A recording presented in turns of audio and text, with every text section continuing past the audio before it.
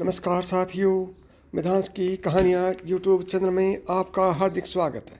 आज मैं आपको बताऊंगा राजा दशरथ का जन्म कैसे हुआ था। दशरथ का जन्म इक्ष्वाकु वंश के तेजस्वी राजा अज के यहाँ रानी इंदुमती के गर्भ से हुआ था।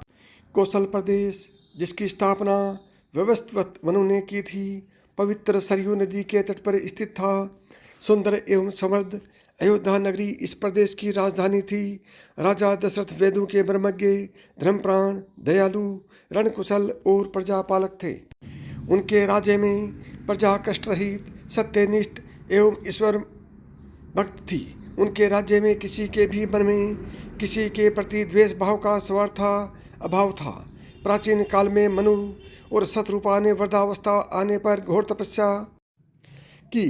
दोनों एक पैर पर खड़े रहकर ओम नमो भगवते वासुदेवाय का जाप करने लगे। उनकी तपस्या से प्रसन्न होकर भगवान विष्णु ने उन्हें दर्शन दिए और वर मांगने को कहा। दोनों ने कहा, प्रभु, आपके दर्शन पाकर हमारा जीवन धन्य हो गया। अब हमें कुछ नहीं चाहिए। इन शब्दों को कहते कहते दोनों की आंखों से प्रेम धारा प्रवाहित होने लगी। भगवान बोले, तुम्हारी भक्ति से मैं बहुत प्रसन्न हूँ वत्स। इस ब्रह्मांड में ऐसा कुछ नहीं जो मैं तुम्हें न दे सकूँ। भगवान ने कहा, तुम निसंकोच होकर अपने मन की बात कहो। भगवान विष्णु के ऐसा कहने पर मनु ने बड़े संकोच से अपने मन की बात कही। प्रभु, हम दोनों की इच्छा है कि किसी जन्म में आप हमारे पुत्र रूप में जन्म लें। ऐसा ही होगा वत्स। भगवान ने उन्हें आशीर्वाद दिया और कहा, त्रेता युग में तुम अयोध्या के राजा दशरथ के रूप में जन्म लोगे और तुम्हारी पत्नी शत्रुपा तुम्हारी पटरानी कौशल्या होगी।